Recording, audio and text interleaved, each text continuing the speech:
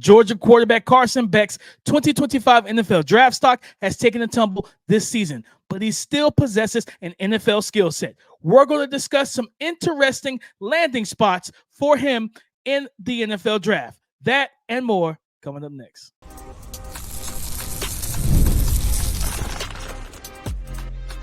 You are Locked On NFL Draft, your daily podcast covering the NFL Draft. Part of the Locked On Podcast Network, your team every day.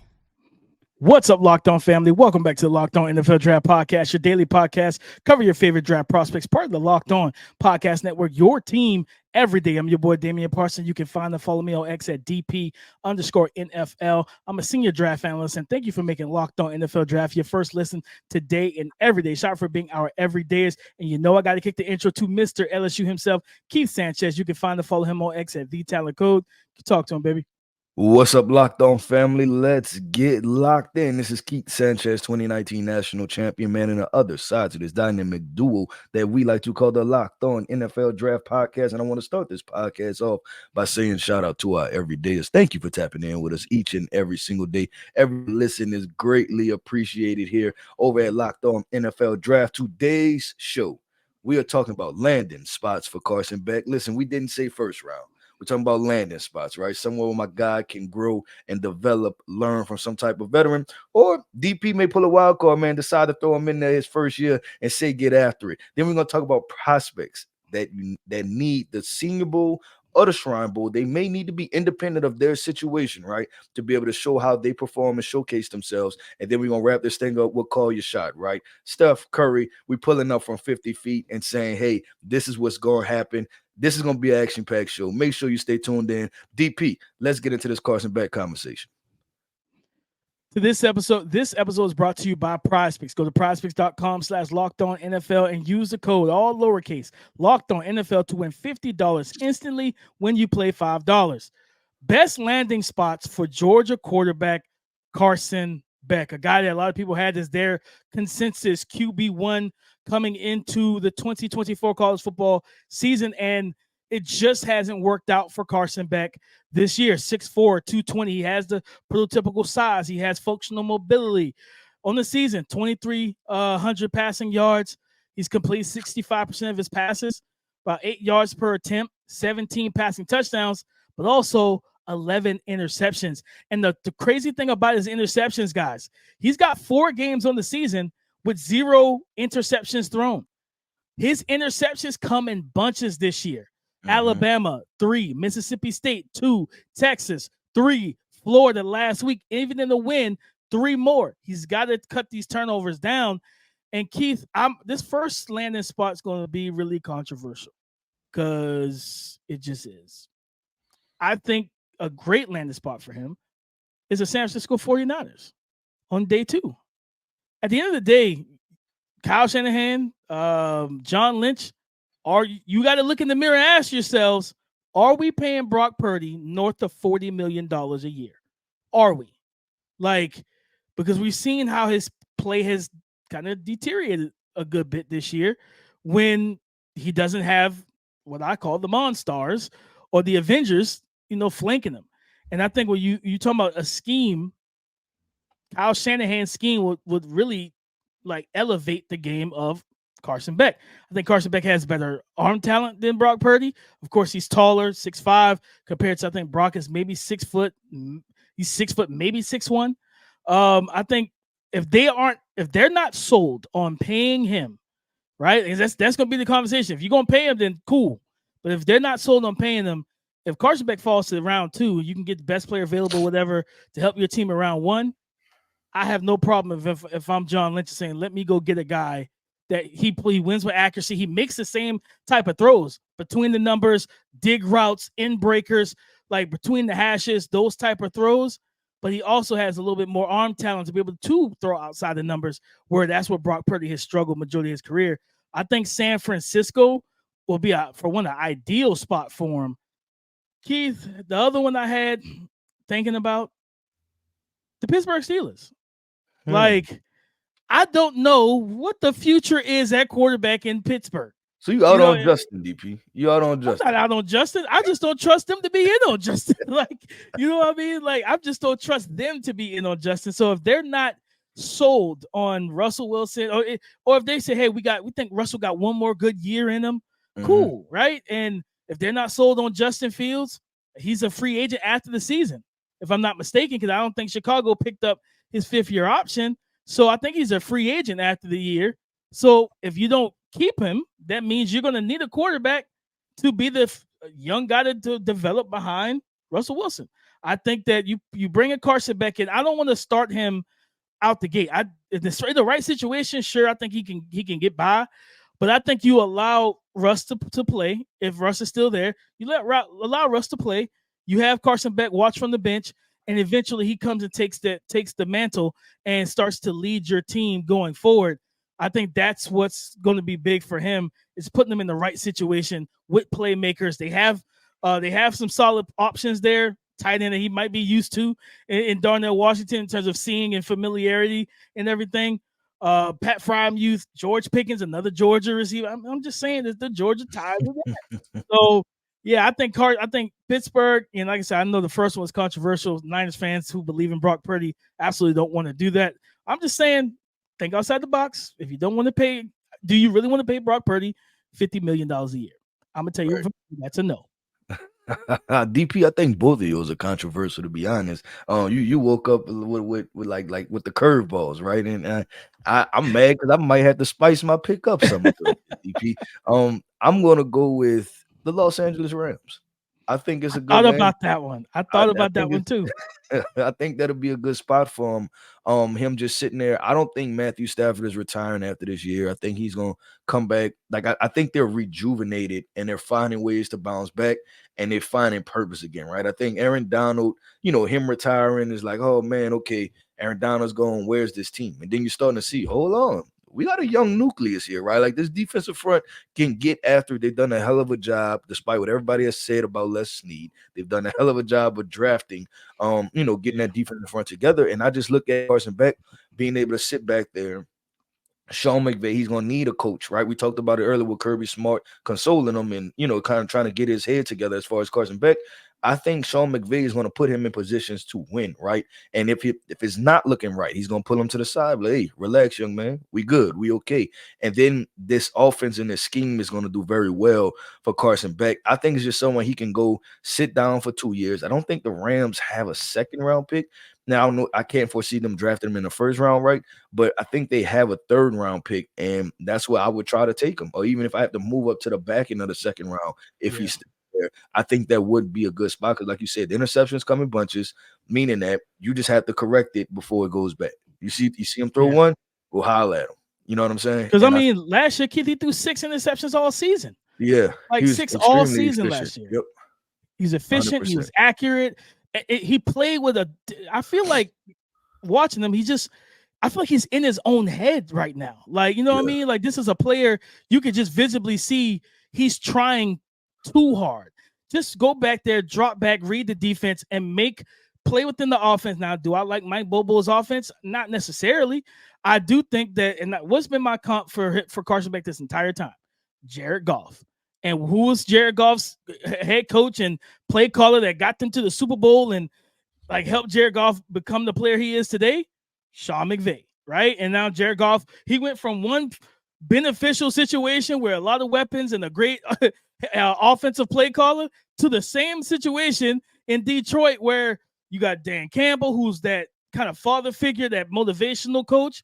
You got Ben Johnson as the OC, and you got a litany of weapons within the backfield, tight end, receiver, and it just they could just go out there and just play distributor. Like, you just play point guard, go play ball and get the ball to these weapons. And I think Carson Beck can still do that. I know that the interceptions, the stock is down. And like you said, this is a team that also there was rumors that they were going to trade Cooper Kupp at the trade, for the trade deadline, right? Like, but if that doesn't happen, in season, then guess what? You know what you do? Especially if you feel like he's taking a step back, you trade him off during the draft. You could trade him in that third or him in the fourth to a team in the second round that needs receiver help. And I mean, the Carolina Panthers. I think Cooper Kupp would be a great option for them to pair well with, whether it's Bryce or whoever.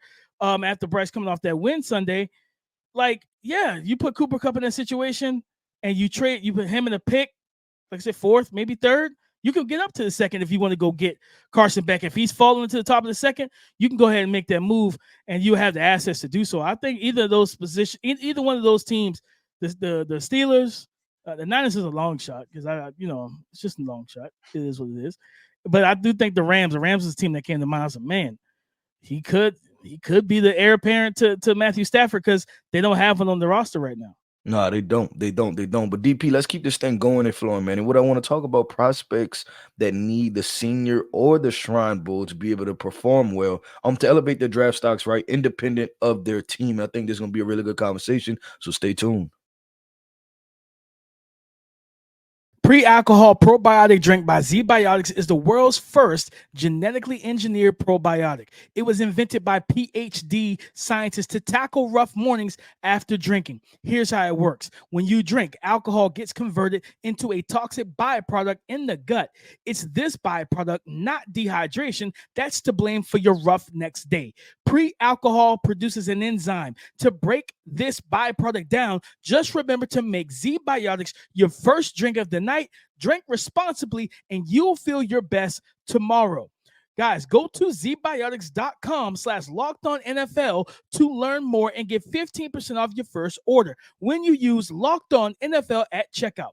Zbiotics is backed with 100% money back guarantee. So if you're unsatisfied for any reason, they'll refund your money, no questions asked. Remember to head to zbiotics.com/LockedOnNFL and use the code LockedOnNFL at checkout for 15% off. Prospects that need the Senior Bowl or Shrine Bowl invite and acceptance. Keith, I got to go quarterback here. Oregon quarterback Dillon Gabriel. I think he's playing good ball. He's having a good season. They're number one in the country. Looks like the best and most dangerous team in the country right now. They can play defense. They can run the ball, and they can score points through the air. They look like the most complete team in the nation right now. And Dillon Gabriel's playing good ball. But one of the things is going like the heard it from multiple people. Man, good player. He's got a lot of experience. He's probably going to break Bo Nix's consecutive start record or just start records in college football this season. And funny enough, he's at the same school, but everybody compares him to Tua. They say he's a more athletic version of Tua with a weaker arm. That's why I think you need to go to one of these games. You got to let people see your arm in person, right? To try and get a gauge for it. Because, I think Jim Nagy tweeted out about how the NFL scouts and NFL decision makers tell them how much they love the All-Star game, specifically the Senior Bowl, because it gets guys in that environment, practice. They get to see everybody lumped together. There's no, hey, you're on this team with a lot of talent. You're on this team with little talent. You're all in the same room. You're all on the same team. You're on the same field. Let's see who's going to step up to the occasion. I think Dillon Gabriel needs to go to one of these events, whether it's the Shrine or the Senior Bowl. Let scouts, decision makers, everybody else get to gauge your arm and see it live and in color, live in person. Because if it's better than what people think is on tape, that can help you go from a 4th, 5th round pick to where somebody can feel comfortable in the 3rd round, day 2, and say, you know what, maybe he could be our version of Tua Tagovailoa and be the guy that can run this West Coast offense that everybody's running right now. Yeah, no, I like that call out, DP. I think it'll be interesting. I think a lot of what he may do may be dictated off of how far they go in the playoffs, right? Because I think if you have one of those walk-off type situations where I made it to the championship or semifinals and I threw for 450 yards, right? Then you're sitting there like, I might not go. I showed enough, right? But currently stands, the question marks, because I think that had it been other quarterbacks, maybe potentially with different stature, less question marks about their arm talent, this guy may be runaway Heisman favorite, right? He's playing for the number 1 team, putting up good numbers, right? Good story at the end of the day, right? It's just that I think that people and had big time wins, right? Michigan, Ohio State, right? Played well in Ohio State games. So I agree with you that may be something that has come down the pipeline. Speaking of Ohio State, I'm gonna pick the quarterback on the other side, right, of that Oregon Ohio State battle, and that's Will Howard. because I think through this point, you still kind of want to say who is Will, right? And even Yeah. watching the Penn State game, I think it was so up and down. That game in its entirety was sporadic, right? From the pick six to coming back to a couple good throws to a couple what are you doing to running around a little bit, right? And I think being able to just evaluate him and just watch him throw the football, rip the football consistently, you want to like can he fall in that Will Levis bucket, right? To where he's a big arm quarterback that can push the ball down the field, that's mobile, that you could then turn around and say, hey, I could take this guy in the second round and I may have something. Right now, I think if you ask people about Will Howard, you're going to get things across the board, right? It's going to be fifth round, fourth round, third round. Like, maybe somebody say, I'll take a flyer on the back end of the first, right? It's just so many different things. And I think about a guy, and I don't think he's like this, right? But remember last year, DP Joe Milton, right? And Mhm. you watching him and you evaluating him, and you knew that he had a big arm, right? You knew he was a really good athlete, but it was like, can you hit the throws, right? And I think the Senior Bowl was a good evaluation for talent evaluators to know exactly what Joe can do. And I think for Will Howard, it can play for the same thing, and it can boost his profile, boost what he can do, because right now he's probably lumped in with the rest of Ohio State, right? Like it's not solely about him. He has two good running backs. He has, the freshman phenom wide receiver. He has Emeka Egbuka. It's all the defensive players they have. It's the head coach people talk about, right? So I like a situation like that for him. No, I think that was a guy I thought about as well. I was like, man, Will Howard would benefit from just being able to go. And, of course, we know the hop off the bus moment. He's listed at 6'5", like Yeah. 235, 240. So, like, you think about being at the Renaissance and coming down the elevator and he walks off the elevator, you're like, oh, he's a legit 6'5". Like, this is a big, strong young man. And you see the arm talent in practice and different things like that. He's a guy that as a passer, he's more suited for a team that wants to run the ball, play action. I'm not going to lie, the Seattle Seahawks would be a good option for him to sit behind Geno Smith and everything. I think Geno's like 34 years old or something like that, so he's getting a little bit older to where you sit behind Geno for a year or two, whatever, and eventually be able to take the reins and everything. But he definitely needs to go, right? And like you said, remove him away from that situation that is Ohio State to where now what does it look like when you're throwing the guys you don't have rhythm with? You don't know how they come out of the breaks. You're trying to learn that early in the first day of practice, right? So I think that's a good call out, Keith. I'm gonna go to a wide receiver, Tay Felton from Maryland, Keith, a guy who's played good ball this year. And I think he's one of the leaders, like top 5, I think, in receiving yards for receivers this year. And the guy has good speed, good physicality, yards after the catch, explosiveness, listed at 6'2", 190 on the season. 902 yards receiving, 6 receiving touchdowns, 73 receptions. He's been targeted 100 times. Listen, out of the 9 to 10 games he's played, only 2 of the games he has not been targeted 10 plus times. Like he has 4 games on the season where he's been targeted 15 or more times. That's crazy.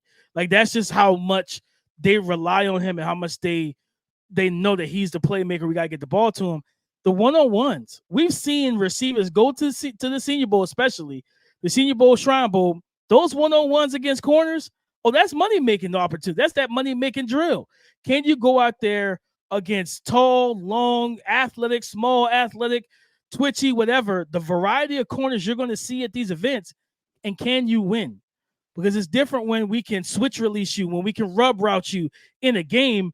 Can you go up to the line of scrimmage, give us variety of release packages? If a guy get hands on, can you fight through the contact? Can you take the top off the defense? Can you beat tight coverage one-on-one when guys are able to run with you and stay with you and be as physical as you are? I think Tay Felton would make himself a good bit of money if he go down to the Senior Bowl. Not saying you got to go out there and Tank Dell and Roman Wilson this thing and like everybody, but just go out there and have a successful week, right? Maybe you lad McConkey it where you have a great week of practice and then you stay for the game and you make plays in the game as well. I think Tay Felton could earn some money down at whether it's Mobile or Dallas at the Shrine Bowl. Yeah, and it'll be speed, right? And you see a big wide receiver that can run those vertical routes. We see that NFL teams become attracted to that situation, right? And that's Xavier probably Legette. yeah, easiest way to boost somebody's profile. But DP, let's wrap this show up, man, with call your shot, right? We pulling up from 50 feet. We calling our shot. We predicting, making a major prediction. We're gonna talk about that coming up next. Get ready to tackle the NFL action with FanDuel, America's #1 sportsbook. Because right now, new customers can bet $5 and get $150 back in bonus bets if you win. The FanDuel Sportsbook app gives you everything you need to place live bets on the NFL all in one place. So when you get a hunch or an urge in the middle of the game, you can check out the latest stats, view live play-by-play, and so much more on the exact same page where you placed your bets. Just visit FanDuel.com to join today. Again, you'll get started with $150 back in bonus bets if you win your first $5 bet. Again, if you win your first $5 bet, you'll get $150 back in bonus bets. You don't want to miss out on a deal like this. That's why you have to go to FanDuel.com to get in on the action. Never waste a hunch and make every moment more with FanDuel, an official sportsbook partner of the NFL. Today's episode is brought to you by PrizePicks. You can now win up to 100 times your money on PrizePicks with as little as 4 correct picks. PrizePicks puts its members first, so all withdrawals are fast, safe, and secure. When my picks hit, I can get my money in as quick as 15 minutes. Sign up today and get $50 instantly when you play $5. You don't even need to win to receive the $50 bonus because it's guaranteed. PrizePicks is the best way to win real money this football season. Which players are going off? Which ones aren't? Make your picks in less than 60 seconds and turn your sports opinions into real money all season long on PrizePicks. Download the app today and use the code LOCKEDONNFL to get $50 instantly after you play your first $5 lineup. Download the app today and use the code LOCKEDONNFL to get $50 instantly after you play your first $5 lineup. PrizePicks. Run your game. Thank you for making Locked On NFL Draft your first listen today and everyday shot, for being our everydayers. It's time to call your shot. What take do you have that you're willing to stand on and shoot that 40-footer from half court? Keith, I don't even think this is from half court, but it's a little bit of a deep three. I'm calling my shot. My QB1 right now, Cam Ward from Miami, will win the Heisman. He will keep the Miami Hurricanes undefeated, and he will win the Heisman. Of course, Ashton Genty, Travis Hunter, Dylan Gabriel, all those guys. I think those are the top 4 in terms of expected to get the votes to go to New York. I think what he's doing and what he's been able to do for Miami, this is a team that we've been waiting for Miami to be back in college football. And finally, you get a quarterback that even when he does have turnovers, he's never shaken. He's never rattled. He just keeps going. And he plays with such calmness, coolness, like collectiveness, and a leader at the same time, where he doesn't even allow his team to get down. And, when I look at it, like, I know a lot of people talk about the turnovers and everything with him. Like, hey, he's got 11 turnover-worthy plays on the season. I think that puts him at like 33rd in the nation, right? He only has 6 interceptions. He leads the nation in passing touchdowns. Like, some of the hero ball stuff you got to cut out, especially when you get ready to play some of these better teams in the ACC down the stretch. But at the end of the day, man, I think especially with a defense that he has, that Miami defense is not great. They're going to give up points as they have all season. Once they got in the ACC play, he's going to consistently be the guy where late in game, Cam, what can you do for us?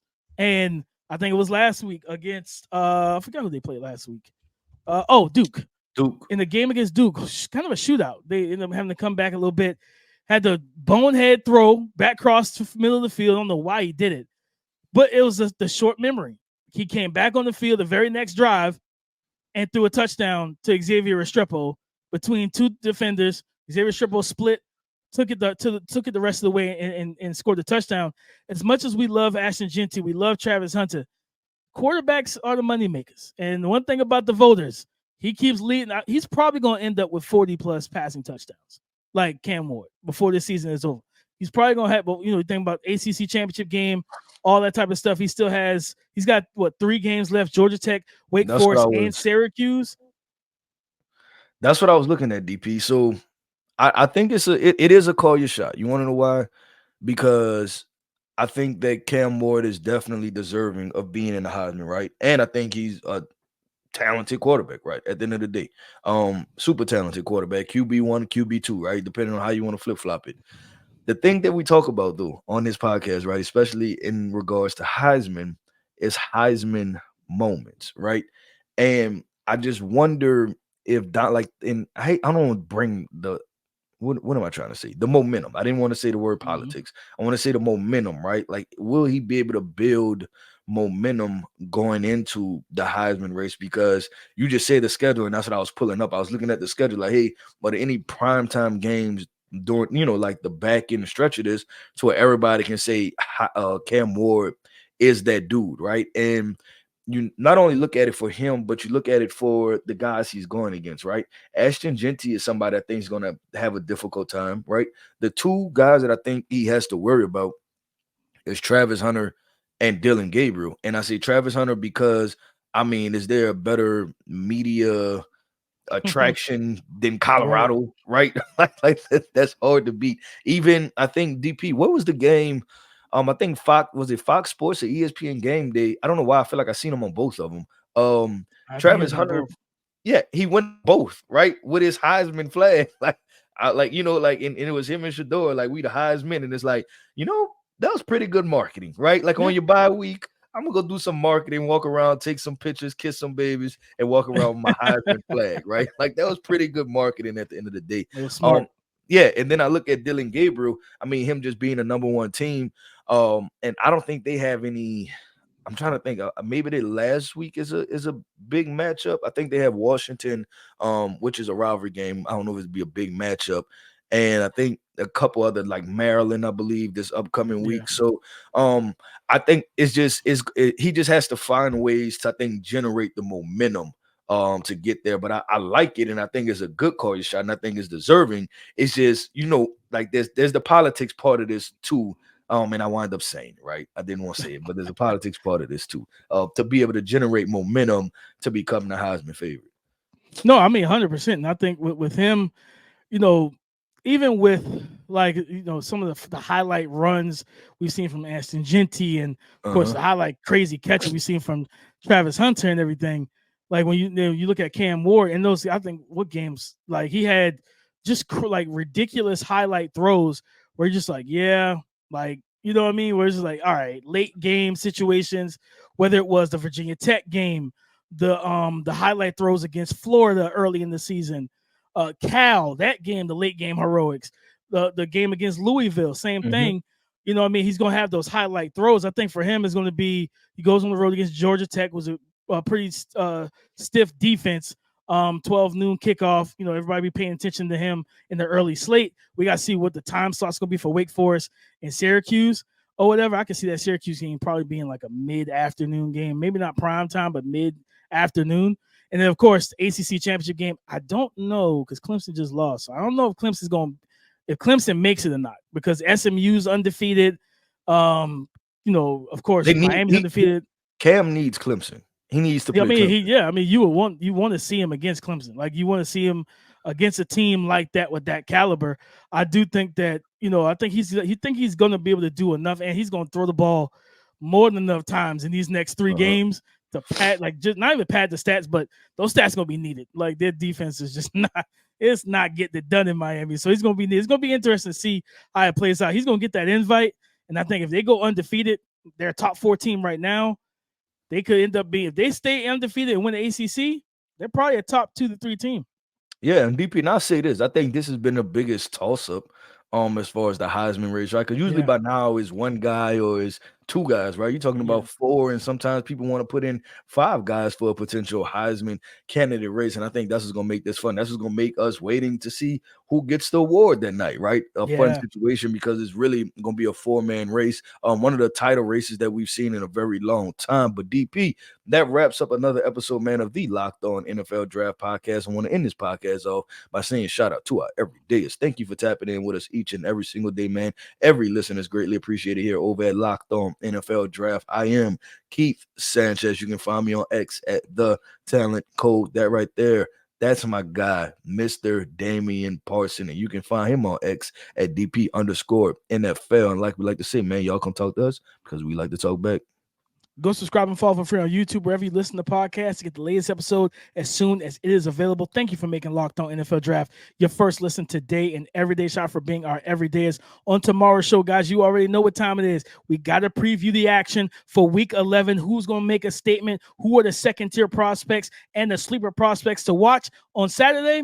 Come and join the conversation again tomorrow on the Locked On Podcast Network, your team every day.